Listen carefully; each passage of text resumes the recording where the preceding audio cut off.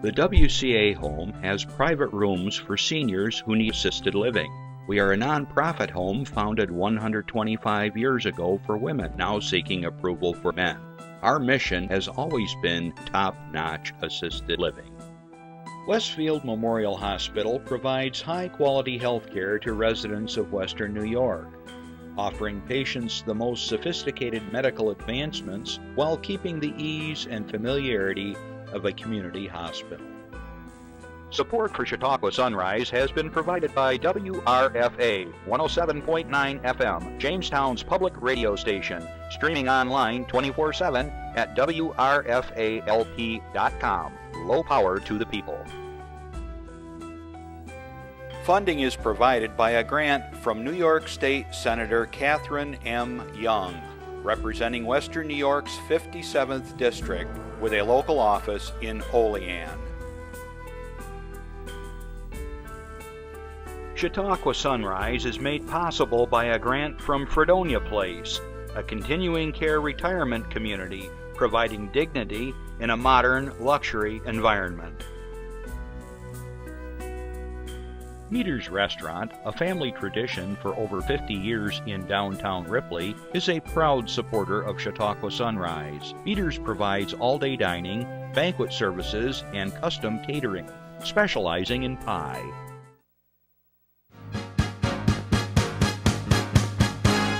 From the Access Chautauqua Studios in Mayville, it's Chautauqua Sunrise. Chautauqua Sunrise is hosted by Doc Hamels and supported by the award-winning volunteers at Access Chautauqua.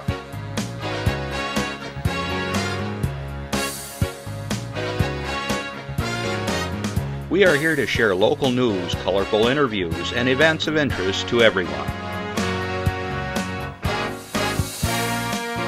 Chautauqua Sunrise is broadcast live Saturday mornings each week from 9 to 10 a.m.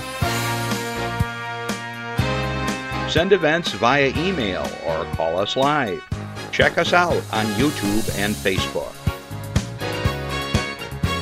And now, from the Access Chautauqua Studios, it's Chautauqua Sunrise. Good morning, and welcome to Chautauqua Sunrise. Doc Hamels is still on vacation. He's over in Germany with family. I don't know if he wanted to say that, but anyhow, we've got some correspondence from Doc that we can look at later. And here we are at the last season, or last long weekend of the summer, Labor Day. So things are looking up for a wonderful weekend. Oh, you found what you were looking for. Anyhow, let's see, where was I going with this? Oh, okay. Yeah, if you want to call in and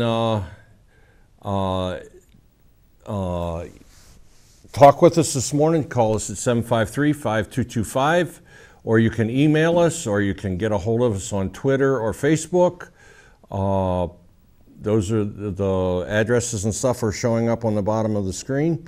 And welcome to those of you on Tuesday, 1 o'clock in the afternoon at WRFA, Low Power to the People. We'll be rebroadcast then, the audio version only. So we'll try to describe for you guys exactly what we're talking about.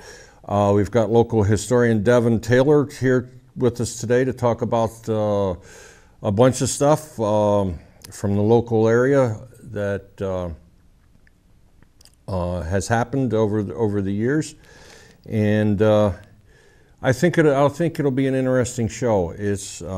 So we've only got a couple announcements. I got one page here. We could use a few more local announcements. So if you want to, you can send those into the email. You can call us, our email address, or you can call us or something, and we'll pop our Facebook, or however you decide to get a hold of us, to get that information to us. So, okay, let's start with Infinity, our Infinity Corner, the 15th Annual Local Music Showcase.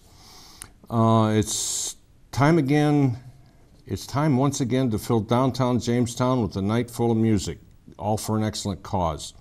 Now in its 15th year, Infinity's annual local music showcase has become a staple event in downtown each and every fall. More than 40 local musicians have volunteered to perform throughout 9 downtown Jamestown venues on Saturday, September 8th, 2018. This is next weekend, and that's a really good poster. I'd like to get a hold of one of them.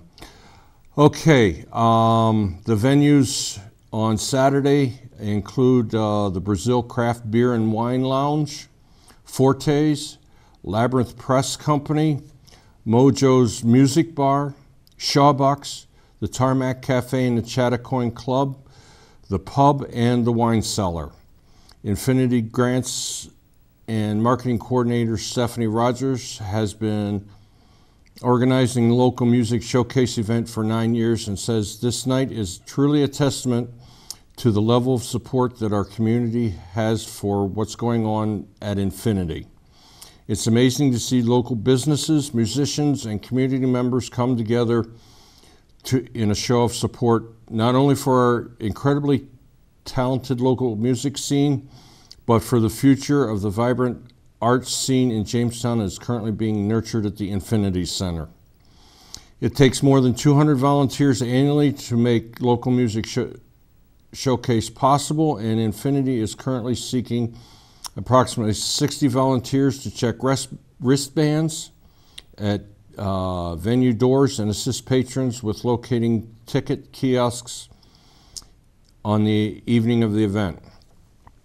All volunteer positions are approximately 2 hours long, and participants will receive an all-access event wristband in exchange for their time. If you are interested in supporting Infinity by volunteering your time during this event, please email Stephanie Rogers at, I believe it's lms@infinityperformingarts, all one word, .org, or go online to www.infinityperformingarts.org /local music showcase. Infinity is a music and arts education and performing arts center that offers private lessons, group classes, and an array of arts experience and performing arts within five pillars of the arts: music, art, dance, theater, and literature. Infinity offers something for all ages and experience levels. Join us and explore, experience, and excel in the arts. And this has been Infinity has been around for a long time, mentoring kids and adults as alike. So, all right, let's jump over to Westfield and the Westfield Barcelona Community Chamber of Commerce. It will hold its final first Friday event of the season on Friday, September 7th. This is also next weekend along Main Street in Westfield. This tremendous community event creates a street atmosphere featuring live music, games, wine, food, vendors, and much more. First Friday runs from 5 to 8 p.m. and all are welcome. I think they also have a fish program or something, you know, those fish billboards, whatever they've got running around there or hanging out. I don't know if they're still voting on the best one of them, but I'm sure they'll let us know. All right, how to avoid a DWI. Would you pay $900 for a drink? How to avoid a DWI, Karen J. Storns, Impaired Driver Program Director, September 18th, 1:30 to 4:30 at the Lakewood Baptist Church, 150 Erie Street, Lakewood, New York. Registration fee is $40. Most people don't think they will ever be arrested for driving under the influence of alcohol or some other drug. Unfortunately, many people don't realize that they are impaired while driving. Many times they've been arrested and said, I wish I knew all this before this happened. During the training, there will be discussions on standard drinks and factors of influence, factors that influence a person's BAC or blood alcohol content, New York State laws, social and emotional issues, and long-term implications will be discussed, and also both the financial and social realms of drinking and driving. So, best thing to do, if you drink, don't drive. So, personal opinion, I'm sorry. 3 hours, it's a 3-hour course. So if you want to attend this, it doesn't say how you get a hold of that. So I believe it's through CASIC, so maybe try there. All right. Doc Hamels also, he sent us some correspondence. He's got a bunch of pictures from his family. This is Rudolph and Leoba Kaspari. I believe Doc is on the far end. His wife Barb is closest to us, and that would be Rudolph and Leoba in the middle. Other than that, I don't know where they're at, but it looks very, very, very nice with all the backgrounds. Uh-oh, glider rides. It looks like Doc's going flying, and Doc doesn't like to fly. I wonder how they talked him into that one.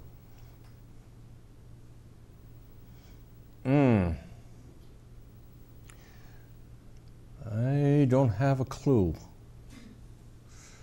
That is pizza.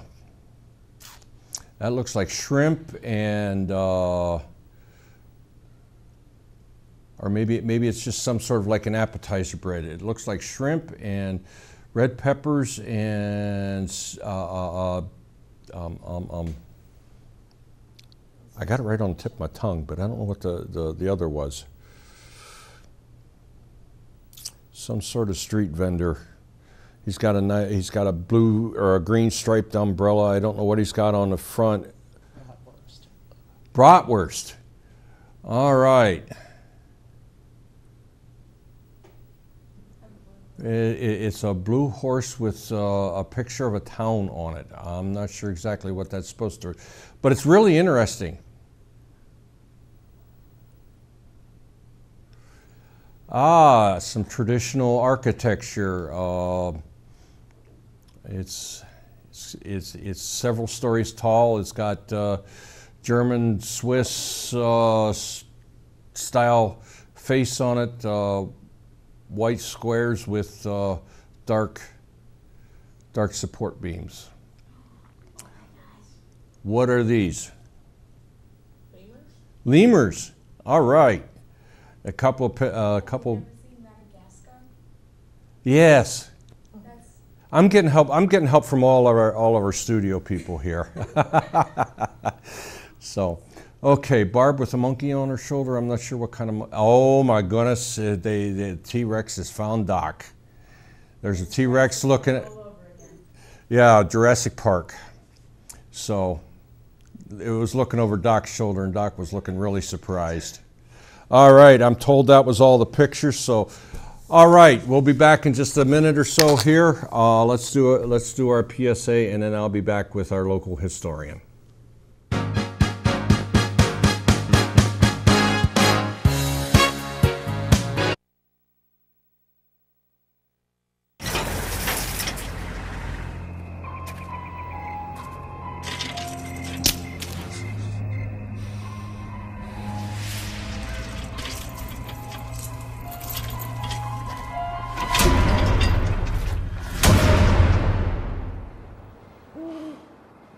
If you don't fix them, sparks from dragging tow chains could cause a wildfire, and that could be scary. Hi, Smokey. Only you can prevent wildfires. Not too bad. All right, welcome back, and we're going to jump right into a lot of stuff here. I'm here with Devin Taylor. He's our local village of Mayville and town of Chautauqua historian. We're here and we're going to touch on something about steamboats, railroads, and boats built in Mayville at what is now currently the Chautauqua Marina. So welcome, Devin. How are you today? Just fine. Just fine? Yeah. I saw you out walking the other night, so yeah, it's been pretty nice summer so far. So, all right, where would you like to start? Well, I brought a number of photographs to look at. I thought maybe we might start off looking at the diner uptown in Mayville, but not the diner that's there now, the old diner that was there before. It was the Mead Diner, and then the Club Diner, and then finally Rex and Marianne Little had it as Little's Diner, and then it was taken out in 1949 to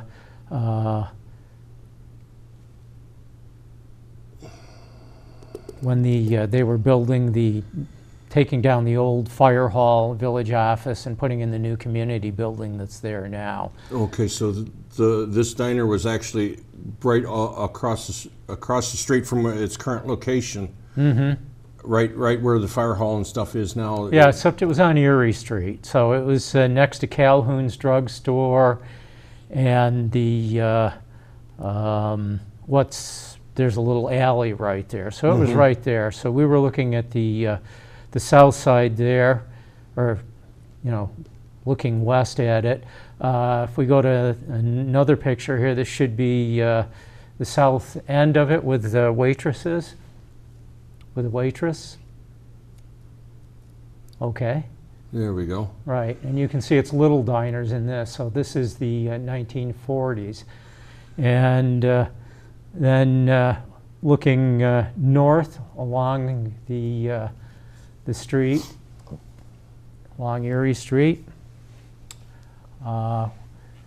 you can see the Coca-Cola sign and the old village and fire hall, and that building behind the woman standing there is across East Chautauqua Street, and that's the old liquor store. Liquor and tobacco, and that's gone now. This diner was removed in 1949, like I said, and it was sold to a man called Yoakum in Sinclairville, and he renamed it Lil Abner Diner over there. And if you remember Lil Abner comic strip, that was the family name, was Yoakum, but it was spelled a different way. Okay. So, and it's still there. It burned at one point in time, and it doesn't look like it did in there, but that's what happened to the diner, and it's still there. And then over in Sinclairville. Over in Sinclairville, yeah. And then if we get a good look at it here, this should be the last picture we have of it. With diagonal parking. You can see the diagonal parking there, and you get a good view of the old fire hall and village office. And the diagonal parking, that went out in 1948. It was phased out. And then I just put one more picture that's a little further up North Erie Street. It's the Odell Hotel. You can see North Erie Street was still dirt at this time. This was just about opposite what used to be the Peacock Inn, what's now the Peacock parking lot for the county after the Peacock was torn down. This was the original Odell Hotel. You can see it was quite big. And then there was another Odell Hotel later on where the Central Hotel, later the Holland Hotel, was. So that is our uptown section of photos here.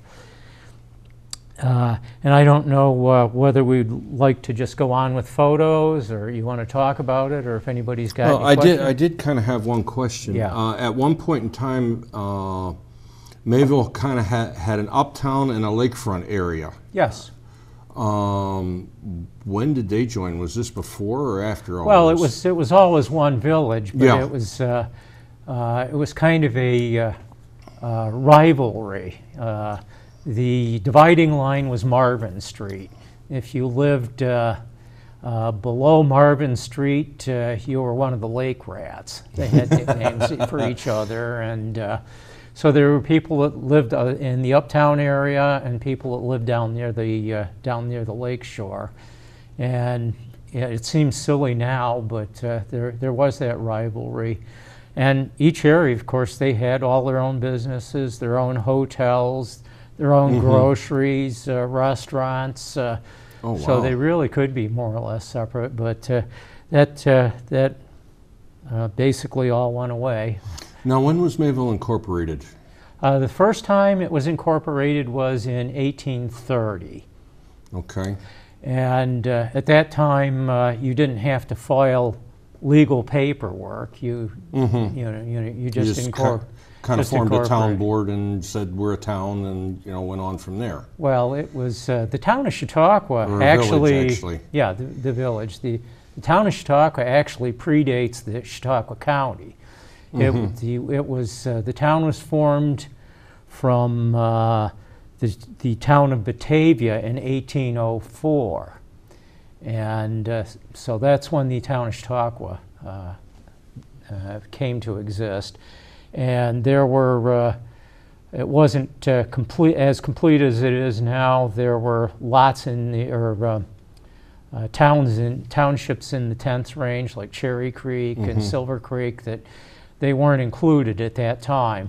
Then when the county was fully incorporated in 1811, then those were added. Oh, okay. So we had our celebration for the bicentennial of the town of Chautauqua in 2004.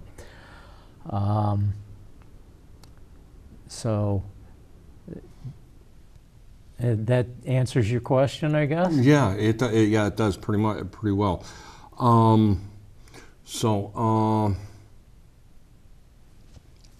What was the major difference between Uptown and the lakefront? I know there was railroads down there, and down on the lakefront there was the railroad came through, and there were steamship docks and all that kind of stuff down there. How did all that kind of come about or work in? Or okay, well, we can put up the next picture, which would be the old railroad station, ice house, hotels, and this would be in 1875.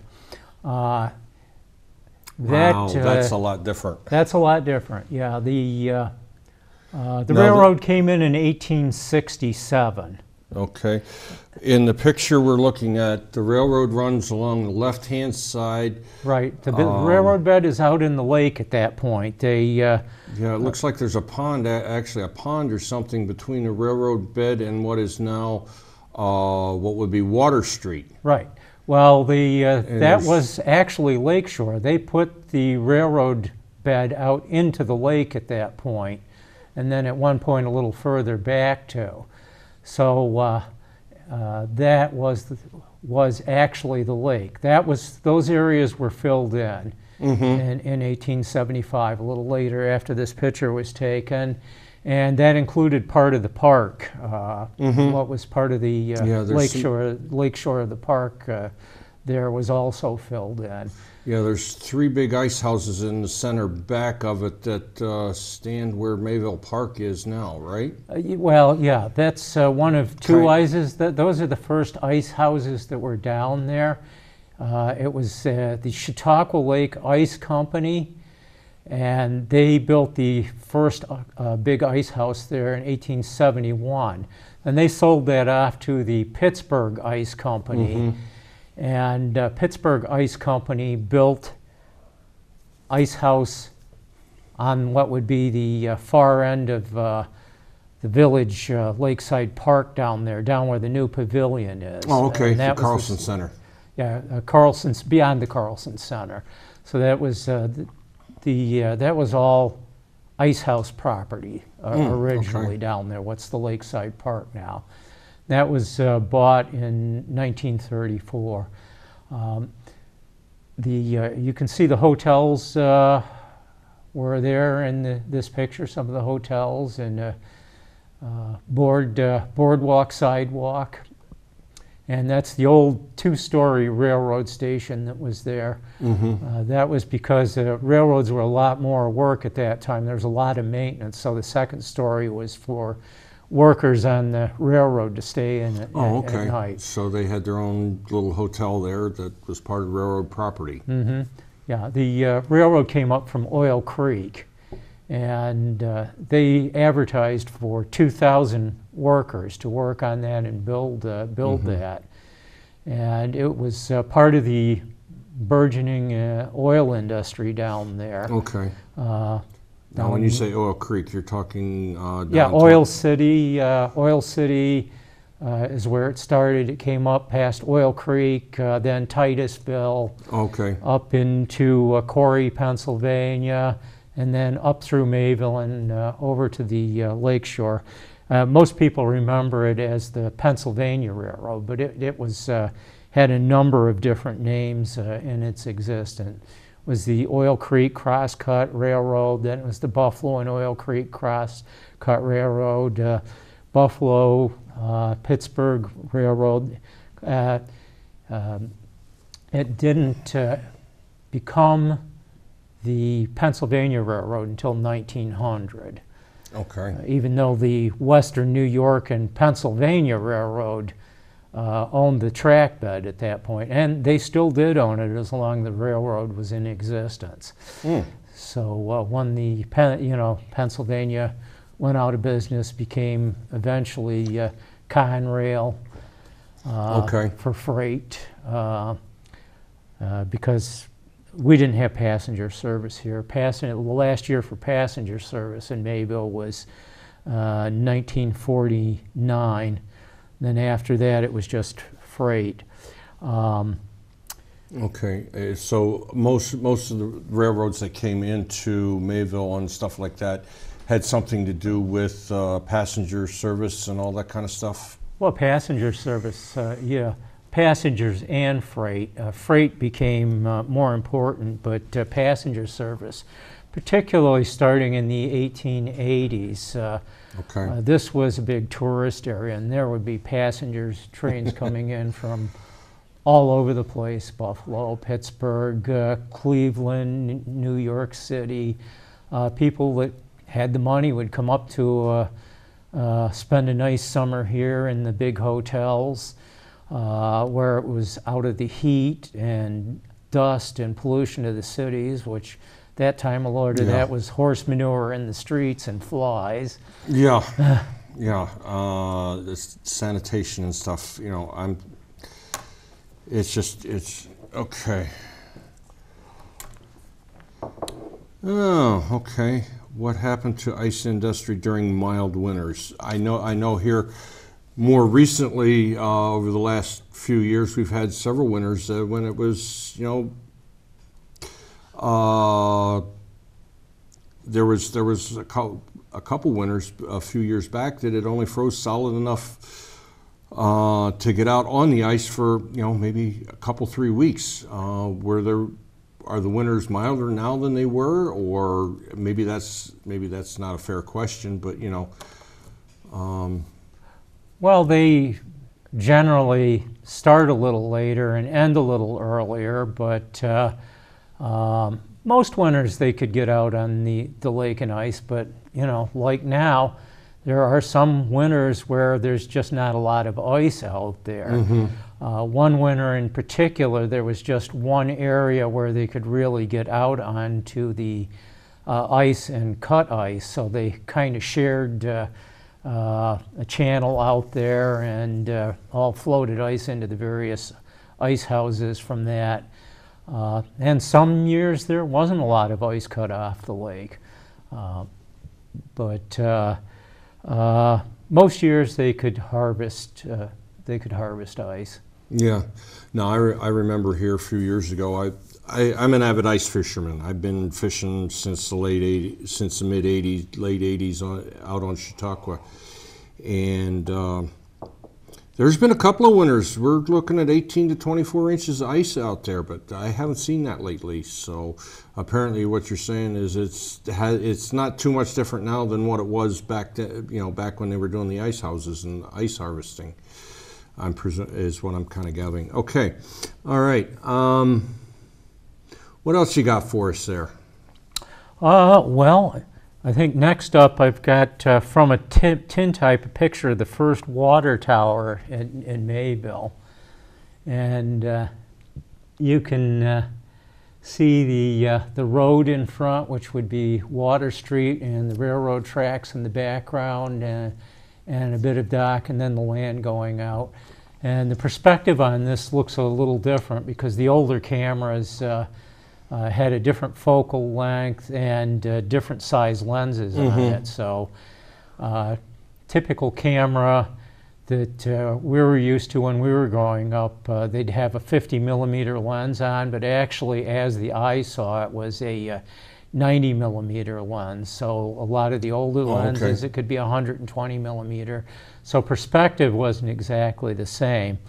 So They still took great pictures, though. Oh yeah, and they last. They last in really fine detail. Of course, you get that now with the digital photos, but I've got early pictures from the 1840s on up that are still good, and the modern pictures aren't going to last that long, not in physical format. They, not without special storage conditions. And I got a picture of the steamboat dock up here next. That's after the dock was covered over. That was 50 feet wide and 300 feet long. The dock itself. The pier itself.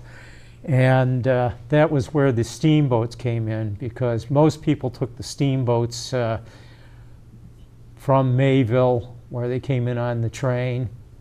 Now this is right down by where the depot currently is. Yeah, right down where the depot currently is. When the old depot burned, the new one was built in a slightly different location, but it overlaps. And people would take the boats to whatever big hotel they were interested in staying in. Now they had access to Point Chautauqua and Chautauqua Institution. And Chautauqua Institution, Bemis Point, Jamestown, Lakewood, Hartfield, Celeron. Oh, wow. So, yeah. And it was the most luxurious way to go, and the smoothest way to go, too, because the roads were rough.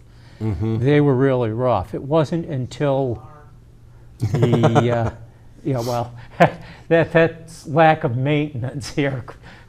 Currently, yes. Currently, but they're working on those. But yeah, it wasn't until early in the 19th century, particularly up into the 1920s, when the townships started taking taxes that they were getting from the railroads for running their lines through, and they would put those into improving roads within the town, which the railroads complained bitterly about, since it was financing the competition. But how do you get your freight to and from your train, and all that kind of stuff. So I don't know. There's a little bit of an overlap, but yeah, anyhow. Yeah, and yeah, there was also a railroad line that ran from Mayville to Chautauqua from 1881 until 1926. This was just a branch line here. And up next, this is an ad for it, and you can see that looks like the train depot at Chautauqua. That's what was known then as the assembly grounds. Right. Yep. And this is an expanded, and then we got a map here that shows the railroad from Mayville to Chautauqua. Here you can see where it runs along. This is a 1916 map, and it also shows the Chautauqua Traction Company line going from Mayville and on over to Westfield, down to Jamestown on this side of the lake, also stopping at Chautauqua. And then on the east side of the lake, the Jamestown Westfield and Northwestern Railroad, which was at that time an electric trolley. And then the next photo is an actual photo of the railroad station down at Chautauqua. Okay. Now, is that, for those of you familiar with the Institute, that would be right off the end of like Scott Street or something?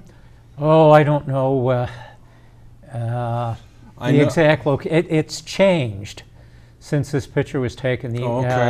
The institution has expanded a couple of times since then. So, okay, at the time this picture was taken, this probably would have been outside the... Yes, the station was right on the edge of the grounds. Okay. Somewhere in the area where the Packard Mansion is now, I believe, if I'm remembering correctly. Oh, okay. Yeah. And then the tracks did run further up in too. But like I said, Chautauqua expanded, several times. Yeah. Since then and now. Yeah, it started out as a little postage stamp thing, and then you can, if you look at some of the things down, some of the maps and stuff down there, and how the streets fall, you can actually see where some of the old boundaries to the Institute were and that kind of stuff. So, yeah. But the main gate's always been where it's been. Actually, the main entrance to Chautauqua was down by the lake for a number of years. Oh, wow. People came in by train, people came in by steamboat. And if I remember the year correctly, 1898, they made the cut by the Chautauqua and Hunt cemeteries there. Cut that down so that the road was smoother and came up. And then the Chautauqua Traction Company first had a wooden building down there up front, and more people started coming in that way. And then by I think it was 1917, if I remember correctly, the new traction company, brick building, which is still there, as the main entrance, that was opened.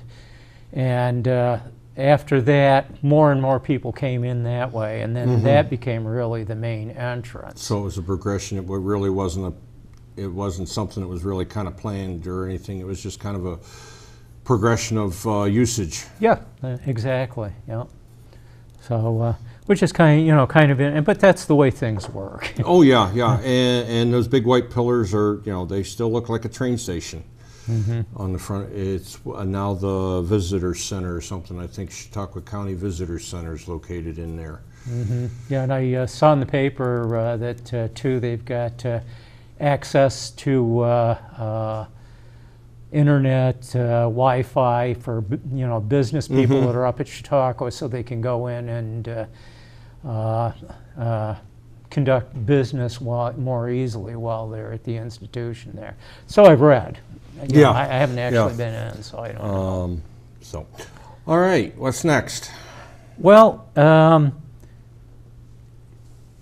this year I was kind of interested in. I got going on boats, and now the Chautauqua Marina and the Chautauqua Lake Boatyard. I was interested in boats built in Mayville, and Cynthia Norton, whose father was Paul Norton, was the prime owner and mover of the Chautauqua Lake Boatyard there. The boatyard itself was started by Bill Marsh in 1937, but Paul Norton became partner and then bought Bill Marsh out almost immediately. And then he went ahead and built the Chautauqua Lake Boatyard. And Bill Marsh is a name that recurs in boat building later on in Mayville. That he built boats there before Lakeside Park really became the popular as it is. He had a lease with the village to have a dock down at the park and operate a steamboat that he owned out of there. I believe that was 1938. but I'd have to look for sure. And then he went on to continue building boats on a building that's no longer there on what's Valley Street, which was closer to what was originally the corner of Green and Valley Streets. Oh, now okay. Green Street is gone and it's all Valley Street. So I've got a bunch of pictures here, and we don't have to go through all Well, of them. But before we get to the pictures, we have a phone call. Linda's on the phone. Good morning, Linda. How are you? Good morning, Jeff. I'm just fine, thank you. And good morning, Devin. I hope you both are doing well. I'm really enjoying your program. I think it's wonderful that we have such an astute historian in our community. well, I just love hearing you talk and seeing your film clips and slides and reading your books. It's just fascinating, the things that you point out to us. well, thank you. I'm glad somebody finds it interesting. A lot of people don't. So. I really do. And, you know, I think there's some history connected to, involved with Juanita in connection with the Chautauqua Institution because it's so close. And I know the railway went through there, right? Oh, yes, correct. Yeah, in this book that I did, Chautauqua by Rail, 1881 to 1926, I've got a whole section on Juanita. I've got all the railroads here. I've got maps of it and the legends associated with it, how it developed, the Juanita Hotel and all that. I've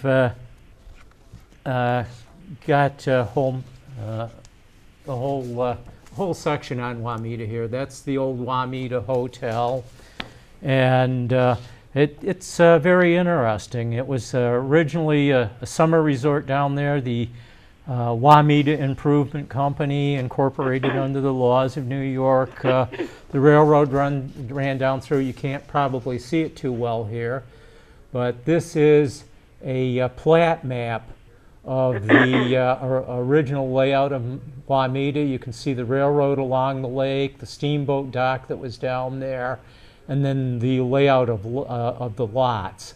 So, if you're interested in Juanita, and a number of people that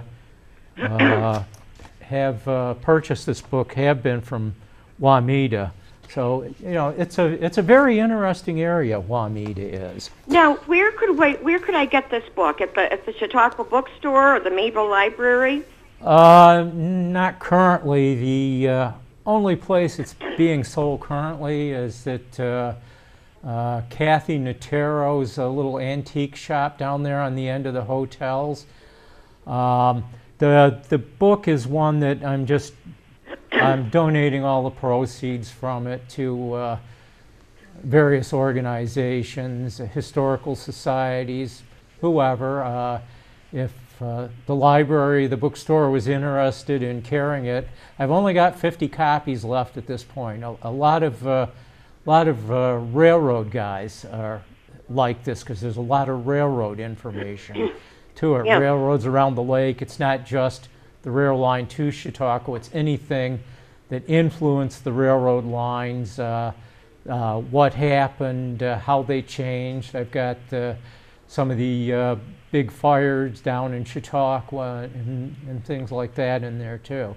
So railroad people have, had an interest. Well, I'd like to purchase a copy. I'm going to make a point to purchase it next week. Oh, okay. I think Kathy's. But if anybody else is interested in having a few copies for their organization, I'd be glad to give them a few copies to sell, and they can just keep the money as a donation to whatever they want to put it toward. If it's like. And they make wonderful Christmas gifts for like your family members that have moved away. I know I've given your books as gifts in the past. Well, thank you. Yeah, they're very much appreciated. Well, I just want to say that there are services with the Chautauqua County Office for the Aging. We have our senior employment program, and I'm looking for people, and people are getting jobs on our program. and they are getting better jobs off of the program. And our number at the Chautauqua County Office for the Aging, as it appears on the screen, is 753-4471. And I wish everybody a wonderful Labor Day. And to you too. And everybody should keep working. All right. Yeah. Thanks, Linda. Have a great weekend. Thank you. You too. Okay, I've been seeing. Do you want this? Oh yeah, we piece can of lumber that we've got laying on our table here? Yeah, this piece of lumber that we've got laying in the table here, it's nasty looking and it's kind of in bad shape and all that. But this is actually a board from the city of Cincinnati that was built originally as Cincinnati in 1879, and it was docked down in Jamestown in a slip down there for several years. And then the last couple of, it was used as living quarters. There was a shop there. There was a walkway out to it. And you can't really see much there now. But then it burned. In February of 1939, the city of Cincinnati burned, and they don't really know why it burned. So this is a recovered plank, and this is from towards the front of it. This was down in the mud and muck, and it was really nasty. It took a lot of hosing off to get the mud out, and shows the original nails and some other stuff. And I thought some historical society or museum might be interested in having this. So I brought this in, and if anybody happens to see this and their organization would like to have a piece of one of the old Chautauqua Lake steamboats, you can see the plank here is over a couple of inches thick on the side where it's still fully there. And there's some of the old nails in it and all that. They look like they're square. Yeah, they're a little more rectangular than square. But yeah, those are the original nails. They're over 100 years old. So if there's any organization out there that would like to have this, and I'd like it to be to a historical organization, but just let me know, and I'd love to donate this. Before we get back to the boats built in Mayville, how come the city of Cincinnati was docked down there for a couple of years? Was it lack of or not available passenger usage, or was it falling off? Just being phased out, trended out, or something along that line? Yeah, well, it was. It went down there in 1927, I believe. I have in my notes here. By that time, the steamboats really weren't. They weren't the great transportation method that they had been. The city of New York was burned at Celeron and sent out into the lake on fire as an attraction for crowds. So the end of the steamboats hadn't come yet, but they weren't really the big method of transportation they had been before. The rails and roads were getting better, and right, and the car companies, of course, were actively promoting cars and trucks for shipping and all that. So so it was just a matter of being phased out. Mm-hmm. So yeah, they did continue, like the city of Jamestown, that continued making an occasional trip even into the very early 1960s, and I think it burned in 63, but I mean, these were just occasional trips. It wasn't, they weren't making a lot of money hauling passengers by that time. Things just changed as it was more of a what should I say, a tourist attraction than it was anything else. Yeah, I guess you could probably say that, or people that like to reminisce. you know, about the old times. Of course, we got the Chautauqua Belle on the lake now. That's a different kind of steamboat. These were designed specifically for the lake. They were side wheelers too, weren't they? Well, there were side wheelers early on. The first Mayville, which I've got a picture of, but that's way further on. That would be, that would be number 36. That's the first Mayville. There we go. Oh yeah, that's a side wheeler. And then the second Mayville was a smaller boat, and if I can find where I've got it here. Yeah, number 19 here. Well, that's the dock at Mayville with the steamer Colonel Phillips in 1874. Number 19 is the smaller Mayville steamboat, which is on a transfer system down in the boatyard out of the water. And maybe Chris can pull this up, and maybe not, because it's out of sequence. And but the Chautauqua Belle is a stern wheeler. Yeah, it's a stern wheel. Well, there were stern wheelers too on the lake later on. Yeah. But yeah, that's really more of the style of a river boat. Oh, okay. Yeah. Okay. Oh, yeah. There we go. There's there's the second Mayville. You can see that's a smaller boat, and that's on the transfer system down at the Chautauqua Lake Boatyard, or now the Chautauqua Marina. And well, that's a good segue to get back into our other thing we were talking about, the boats that were built in Mayville. Mm-hmm. So well, there was a previous Mayville historian who, back in the 70s, who claimed that Cooper Boatyard had built 21 of the large lake boats here in Mayville, and I have tried to confirm that figure, and I couldn't confirm that number. I have confirmed that 12 of the larger boats were built here in Mayville. A man named Robert Cooper, who's buried down in the Mayville cemetery here, built a number of them. He also built some down in Jamestown. He was originally from Buffalo. He lived on Pratt Street in Mayville. And it was kind of hard finding out where the boats were built in Mayville. It took a lot of looking, and I had other people helping me with this.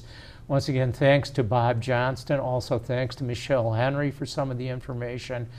Early on, the steamboats were built on the lake shore next to what's now the Watermark, down near the railroad depot, and launched from there.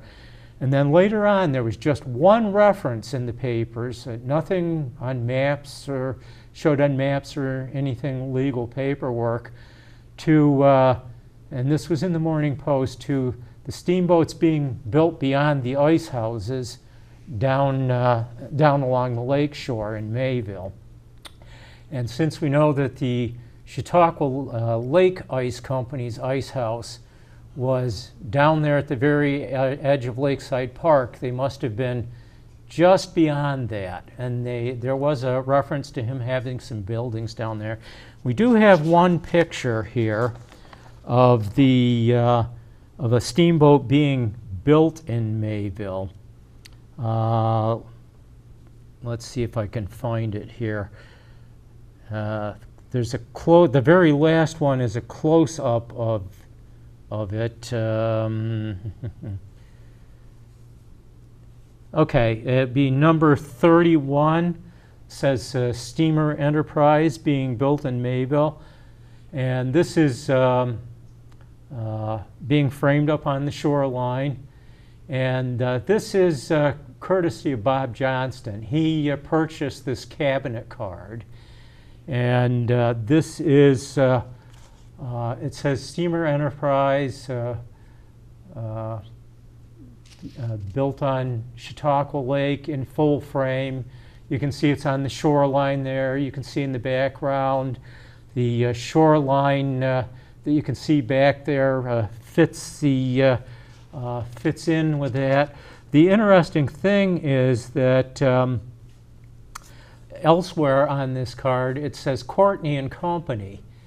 And Courtney and Company were associated with the Courtney and Hanlon boat race, which took place in 1879, which was the first actual railroad line that went down to Chautauqua. It was built for the Courtney and Hanlon race, which never took place. That's a whole other story. There's lots of stories and stories on inside stories. Yeah, but there were, and it says 1881, but the 1881 was the year the first railroad line to Chautauqua opened, and there were steamboats being built down there, 2 in particular in that area that we know about, and measuring the distance between ribs on steamboats and counting the ribs that are in that picture, that we think this was the William B. Shattuck, the steamboat that was 100 feet long, being built, and that was built in 1879. So there's a little bit of mystery with this photo, as to exactly. But it's a pretty good example of how they were built, laid up, and built, and along the lake shore. Yeah. So I noticed in the picture there's no leaves on the trees, so it was either spring or fall or something like that. Or winter time, I believe. Looking at it, you can see the building materials for it there stashed alongside and underneath, and it looks like there's a little snow, it looks like there's some white spots along the front there. I don't know if that's actually snow or what. It's kind of difficult to tell with some of these old pictures, but yeah, it's like. And the guy looks like he's got the guy in the center right there. It's very difficult to see, but he's standing right in the center. He's got a real long coat on. It goes all the way down to below his knees. So, there's one close-up of this. It's a little closer. That's the last one, number 40. So you can see a little bit better in that. If Chris can, there it is. That gives you a little bit more detail, and you can see that they're dressed up for colder weather there. And you can also see a pile of brush where they've cut it out to frame it up, and a little bit better view of the opposite shoreline there. And the view of the opposite shoreline really does fit in with the area that we think that this... that almost looks like where the Chautauqua Estates is right now. The Lake Estates or something, just north of DeWittville. I'm not sure, but Yeah, it's a little difficult to because the shoreline was different back then. Yeah, it really is. It definitely was not as developed as it is now. You can't find any spots around the lake that aren't developed anymore. Well, not unless they're parkland or privately owned. There's some state land down by Pendergrass. We're down to less than a minute, so was there anything else that you would like to really hit on? Where's the historical society or the historical society here in Mayville, or what? The Chautauqua Township Historical Society has the Mayville Depot Museum and the old railroad depot, brick depot, which is on the state and National Historic Registers. That's down on Water Street by the lake. This is the last weekend that it will be open to the public for this year. It's Memorial Day to Labor Day, Friday, Saturday, and Sunday. Is there a phone number that they can reach you at or something if they want to buy one of your books, or just more information about hours and stuff for the... Well, the hours are 1 to 5 down there. Okay, but if people want to reach me, they can call me at my home phone number. Although I don't want too many phone calls coming in, and I don't want to use this as a business address. My home phone number is 753-3116, and people do call me there for things. Had one call the other day where it was an unrecognized phone number, and I didn't pick it up, and someone left me a message in Chinese. So I don't know what that was about, but I don't understand Chinese. I don't think much of anybody does either. All right, we've reached the end of our show, and we thank you for joining us today. Devin Taylor, maybe we'll see you again sometime before long. Okay, well, thanks for having me, Jeff, and I hope everybody found the show interesting. All right, we'll see you again next week. Doc will be back to take up the reins again, and have a great weekend, a great week. It's supposed to be pretty nice, so we'll see you again.